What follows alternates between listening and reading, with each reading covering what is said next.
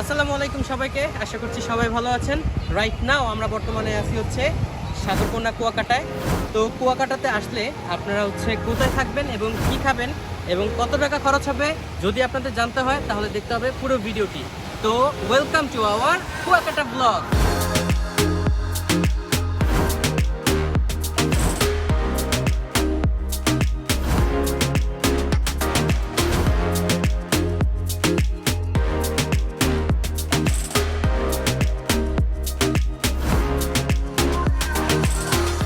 অপরূপ নৈসর্গিক সৌন্দর্যের লীলাভূমি সাগরকন্যা কুয়াকাটা, যা দক্ষিণ পশ্চিমাঞ্চলের পটুয়াখালী জেলায় অবস্থিত।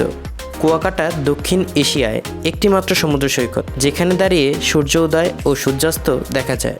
যাতায়াতের রাস্তা পূর্বে বেসামাল থাকলেও বর্তমানে স্বপ্নের পদ্মা সেতুকে ঘিরে নতুন করে সেজেছে সাগরকন্যা কুয়াকাটা। ঢাকা থেকে সড়কপথে মাত্র 5 ঘন্টায় কুয়াকাটা, তেমনিভাবে কম খরচ হওয়ার কারণে বর্তমানে পর্যটকদের মূল আকর্ষণ এই জায়গাটি। তো চলুন দেরি না করে শুরু করা যাক আমাদের আজকের এই ভ্রমণ গল্পটি।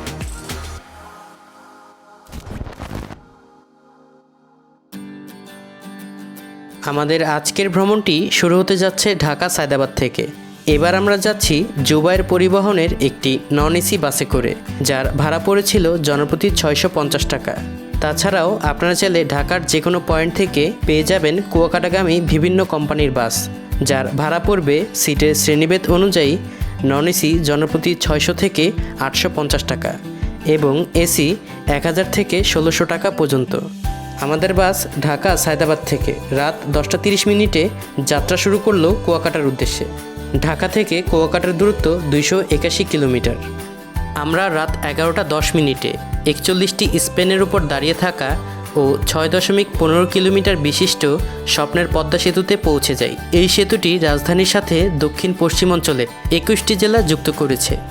মাত্র 6 মিনিটে পদ্মা সেতু পাড়ি দিয়ে আমাদের বাস ছুটে চলল সাগরকন্যার উদ্দেশ্যে।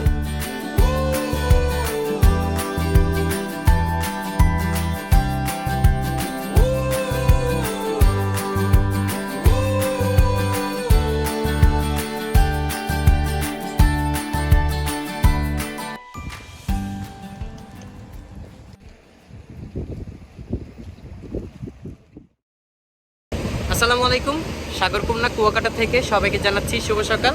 আশা করছি আপনারা সবাই অনেক ভালো আছেন। আমরা গতকাল রাত 10টা 30 মিনিটে ঢাকা সায়দাবাদ থেকে রওনা দিয়েছিলাম সাগরকন্যা কুয়াকাটার উদ্দেশ্যে। তো আলহামদুলিল্লাহ আমরা ভোর 4টা 30 মিনিটে পৌঁছে যাই কুয়াকাটা চৌরাস্তায়। তো আমরা এখন হোটেল থেকে বেশ কিছু সময় বিশ্রাম করে এখন চলে আসলাম কুয়াকাটা সমুদ্র সৈকতে। দেখেন আমার পেছনে কুয়াকাটা সমুদ্র সৈকত, খুবই সুন্দর একটি জায়গা। তো আপনাদের বাস ঠিক ওইখানে নামিয়ে দিবে। তো ওইখান থেকে হেঁটে একটু সামনে এসেই দেখতে পারবেন এই যে বামে একটা গলি চলে গিয়েছে, যাকে বলা হয় পর্যটন মার্কেট। তো আমরা কুয়াকাটা প্যারাডাইস এই হোটেলটি ঢাকা থেকেই বুকিং করে এসেছি। তো আমাদের সকালের নাস্তা ডিম খিচুড়ি, যার প্রাইস 50 টাকা। আর আমার সাথে রয়েছে তারেক ভাই, তারপর হৃদয়, তারপর জুয়েল। সকালের খাবারের পর্ব শেষ করে হঠাৎ মুষলধারে বৃষ্টি, তাই রুমে ফিরে ব্যালকনি থেকে বৃষ্টিমুখর সাগরকন্যার সৌন্দর্যতায় মুগ্ধ হয়ে সমুদ্র বিলাসে মেতে উঠি। কারণ আমাদের হোটেলটি সমুদ্র পাড়ে হওয়াতে রুম থেকেই দেখা যায় দৃষ্টিনন্দন অপরূপ সমুদ্র সৈকত। আমাদের এই রুমটির ভাড়া পড়েছিল 2000 টাকা। চাইলে ঢাকা থেকে ফোন করে বুকিং দিয়ে আসতে পারেন এই হোটেলটিতে। ভিডিওর ডেসক্রিপশন বক্সে পেয়ে যাবেন বুকিং সংক্রান্ত বিস্তারিত তথ্য। আমাদের হোটেলটা হলো এইদিকে, আর তার বাম পাশেই কুয়াকাটা সমুদ্র সৈকত। যে এখানে বিভিন্ন ধরনের দোকান আছে, তারপর লাইফ জ্যাকেটও এখানে পাওয়া যাচ্ছে ছোট ছোট বাচ্চাদের। আচ্ছা, আর এখানে ট্যুরিস্ট পুলিশ কুয়াকাটা জোন। আপনাদের যে কোনো সমস্যার অভিযোগ এখানে জানাতে পারেন, তাদের এখানে নাম্বার দেওয়া আছে সব কিছুই। যে কোনো সমস্যা হলে তাদের অবশ্যই অভিযোগ করবেন। আর এদিকে এই যে সেই কুয়াকাটা সমুদ্র সৈকত। বৃষ্টি শেষে আমরা চলে আসি হোটেল সংলগ্ন কুয়াকাটা 0 পয়েন্ট বিচে। মূলত এই বিচকে ঘিরেই পর্যটকরা প্রতিনিয়ত ভিড় জমায়। আপনাদের রোমাঞ্চকর আনন্দকে দ্বিগুণ করতে এখানেই পেয়ে যাবেন বিভিন্ন ধরনের রাইড। কত করে রাইড? রাউন্ড 150। কতটুক? এটা 50 আর এটা 100 টাকা। পার পিস 5 টাকা। কি বাছাই কি তো? তবে যাই করেন না কেন, এখানে দর কষাকষিতে পটু হওয়াটা জরুরি, কারণ কখনো কখনো প্রকৃত মূল্য থেকে কয়েক গুণ দাম বেশি চাওয়া হয়। আমাদের রাইড আছে 750 টাকার আছে, 1000 টাকার আছে, 50 টাকার আছে। এখান থেকে শুরু করে হ্যাঁ এদিক থেকে 0 যাবো, যে গভীর থেকে রাউন্ড দিয়া এবার কি করতে হবে, এগুলো গুনতে যাবো, ঘুরে মাঝখানে আসবো, এসে গভীরে যাবো, গভীর থেকে ঘুরে আনতে পারে। ছোট কিংবা বড় কারোরই উন্মাদনার কমতি নেই। কুয়াকাটা সমুদ্র সৈকত 18 কিলোমিটার বিস্তীর্ণ হলেও এখানে রয়েছে সাইট সিইং করার জন্য বিভিন্ন ধরনের স্পট, যেগুলো মূলত বাইকে করে ঘুরে দেখতে হয়। আজ আমাদের কোথাও ঘুরে দেখার পরিকল্পনা নেই, তো চলুন আপনাদেরকে সাথে নিয়েই উপভোগ করি আজকের সাগরকন্যা বিলাস।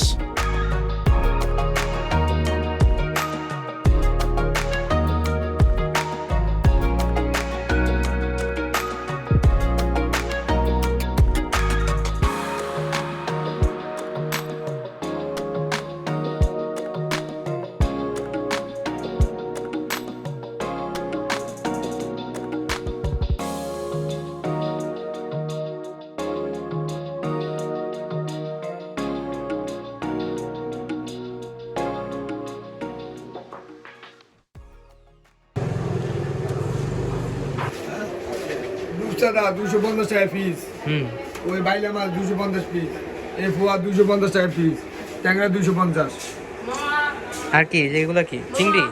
চিংড়ি 250, আর এগুলো কি ভর্তা? তারপর এই শুটকি ভর্তা 100 টাকা বাটি। তো আমাদের দুপুরের খাবার হচ্ছে সাদা ভাত, রূপচাঁদা মাছ, তারপর হচ্ছে নিরামিষ, এখানে হচ্ছে দইটা শুটকি ভর্তা, আর এখানে হচ্ছে ডাল। আমাদের টোটাল প্যাকেজ পড়েছে হচ্ছে 150 টাকা পার পারসন। আর এই যে আমরা সবাই এখন দুপুরে লাঞ্চ করছি।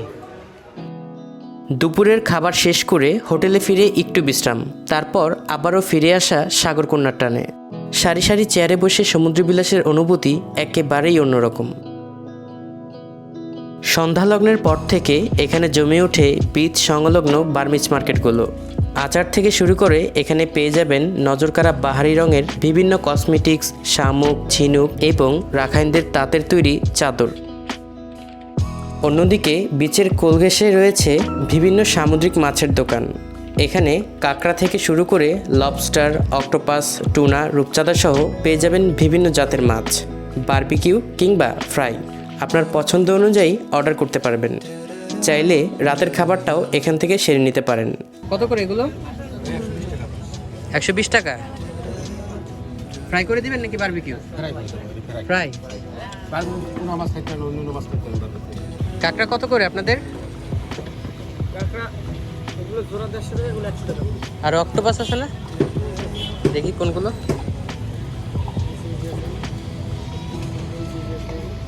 কত করে এগুলো?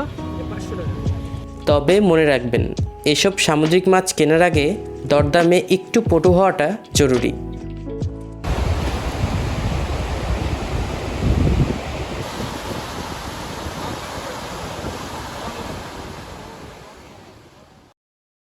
এখন সময় সকাল 11:07। Good morning from Kuakata.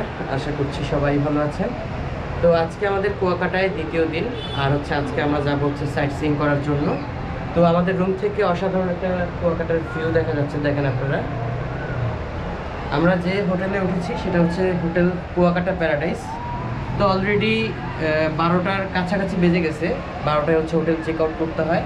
তো হচ্ছে আমরা এখন হোটেল চেক আউট করে যাবো হচ্ছে আমাদের দ্বিতীয় দিনের সাইট সিইং করার জন্য। আমাকে এদিকে 12টা প্লেস আছে, হ্যাঁ পূর্ব দিকে 12টা প্লেসে প্রথম বাজে জাতীয় উদ্যান পার্ক, কিন্তু এটা সিটিওরে ভাঙ্গি নষ্ট হয়ে গেছে।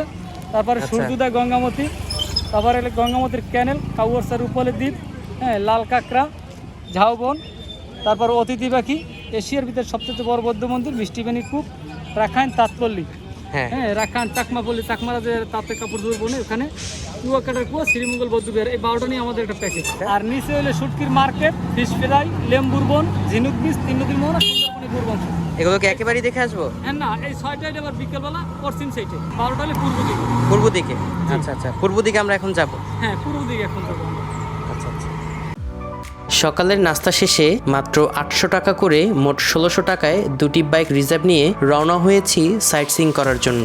কুয়াকাটা 0 পয়েন্ট থেকে প্রায় 8 কিলোমিটার দূরে অবস্থিত রাখাইন সম্প্রদায়ের ও উপমহাদেশের সবচেয়ে বড় মিস্ত্রিপাড়া বৌদ্ধ মন্দির, আর এটি আমাদের আজকের প্রথম স্পট।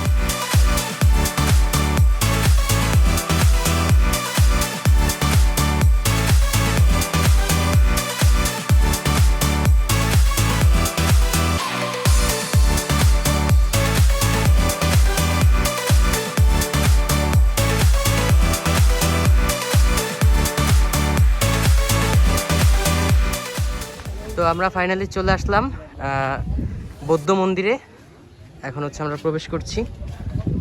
কত করে টিকিট দেন? এই হচ্ছে বৌদ্ধ মন্দিরে ঢোকার প্রবেশ মুখ। তো আমরা এখন চলে আসছি মিস্ত্রিপাড়া বৌদ্ধ বিহারে। এটা হচ্ছে বৌদ্ধদের তীর্থস্থান। 32 ফিট উঁচু এই বুদ্ধ মূর্তিটি তৎকালীন সময়ে বার্মা থেকে আগত 5 জন ভাস্কর্য শিল্পী দ্বারা তৈরি করেন। এই বিহারটি তৈরি করতে সময় লেগেছিল প্রায় 30 মাস। এটির ওজন প্রায় 70 মণ।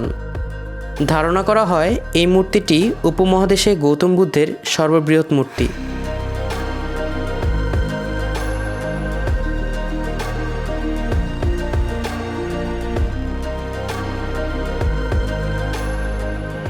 মিষ্টি পানির কুয়া, এই হচ্ছে মিষ্টি পানির কুয়া। পানিটা মিষ্টি আর কি। মিস্ত্রিপাড়া বৌদ্ধ মন্দির ঘুরে ঠিক বাম দিকে আপনারা দেখতে পারবেন রাখাইন পল্লী।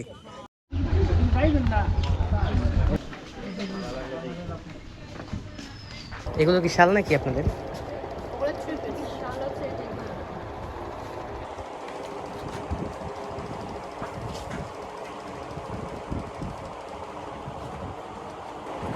কত করে এগুলো? দুইটা কত রাখবো? দুইটা 500 টাকা রাখবো। আচ্ছা, আর কথা বললেন না, 700 টাকা রাখুন। হ্যাঁ, আপনি কোনটা নিতেন দেখুন। মিস্ত্রিপাড়া বিহার ও রাখাইনপল্লী ঘুরে এবার আমরা রওনা হলাম কাউয়ারচরের উদ্দেশ্যে। এই সৈকতকে ঘিরেই রয়েছে কেওড়া বন ও লাল কাঁকড়ার বিচরণ। যাওয়ার পথে সবুজে ঘেরা সৌন্দর্য মুগ্ধতায় প্রাণবন্ত করে তুলছিল।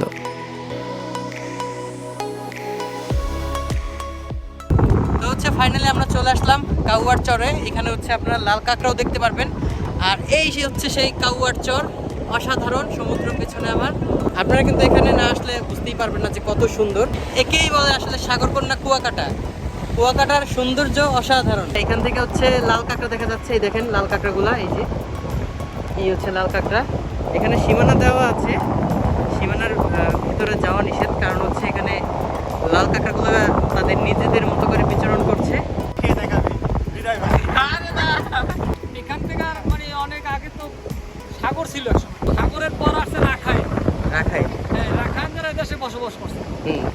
তারপরে এখানে একটা চর চাকছে পর তখন মনে করেন কোনো বাড়ি করছে না, বসত বাড়ি ছিল না। এখনো বসত বাড়ি নাই, এই মাথাতে অনেক বসত বাড়ি নাই। তারপরে পাখি আই বসত, তাই নাম রাখছে কাউয়ারচর। কাউয়ারচর সৈকতের কোল ঘেঁষে ঝাউবনের ভেতরে আছে কিছু জেলে পল্লী। কেউ জাল বুনছে, কেউ বা সাগরে যাওয়ার জন্য প্রস্তুতি নিচ্ছে।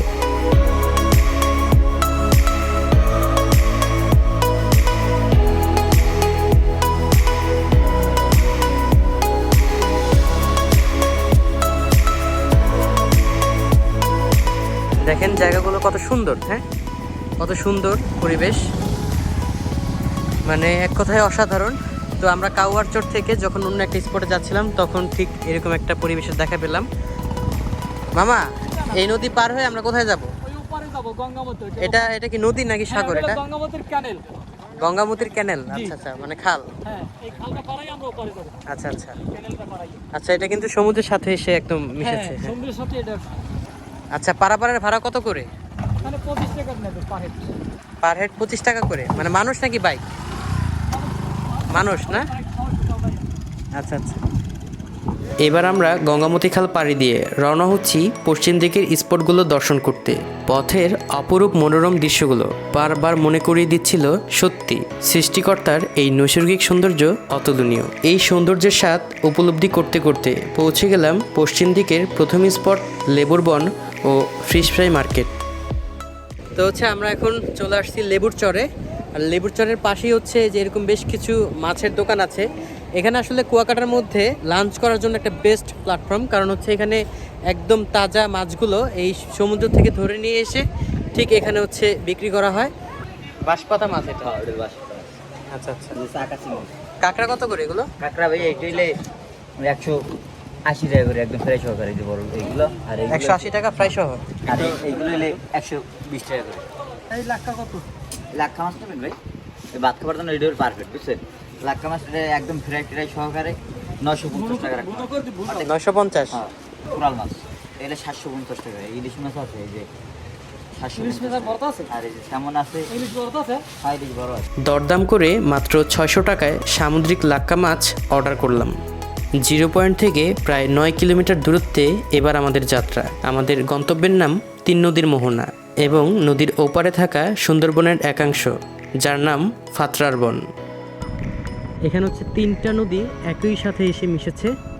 দেখেন এগুলো হচ্ছে এই যে জাহাজ, এদিকে হচ্ছে একটা নদী, তারপর এই সোজা চলে গেছে একটা নদী, আর এদিকে চলে গেছে একটা। আসলে এদিক থেকে আর একটু সামনে চলে গেলেই হচ্ছে কুয়াকাটা সমুদ্র সৈকত, আর এটাই হচ্ছে কুয়াকাটা সমুদ্র সৈকতের শেষ স্টপ। তারপর হচ্ছে কোনো সৈকত নেই। তো আমরা হচ্ছে এখন লেবুর চরে আছি। লেবুর চরের সৌন্দর্যগুলো অসাধারণ। দেখেন এই গাছগুলোর সৌন্দর্য অনেক গুণ বাড়িয়ে দিয়েছে এই জায়গাটার। দেখেন আসলে এগুলো হচ্ছে সিডরে এই গাছগুলো ভেঙে যায়, এসব গাছগুলো ভেঙে এখন টুকরো টুকরো হয়ে পড়ে আছে চারিদিকে। আচ্ছা, আমাদের দুপুরের লাঞ্চ হচ্ছে ঠিক লেবুর চরে। লাক্কা মাছ, তারপর সাদা ভাত, তারপর এদিকে আছে হচ্ছে ডাল, কোক, পানি, সব কিছু। আর এই যে আমরা এরকম একটি পরিবেশে বসে লাঞ্চ করছি, খুবই সুন্দর চারিদিকের পরিবেশ, মেঘলা ওয়েদার।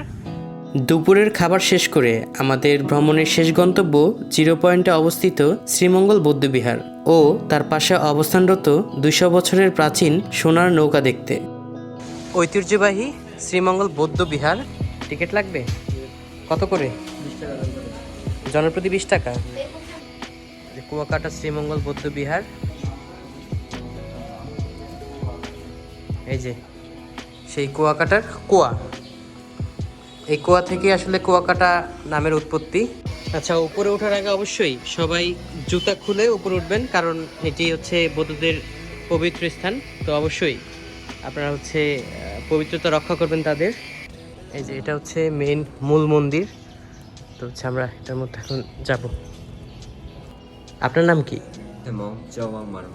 চাওয়ান মারমা। আচ্ছা, আপনি কতদিন ধরে আছেন এখানে? এখানে আছে আমি 2017 সাল থেকে। 17 সাল থেকে। আচ্ছা আচ্ছা।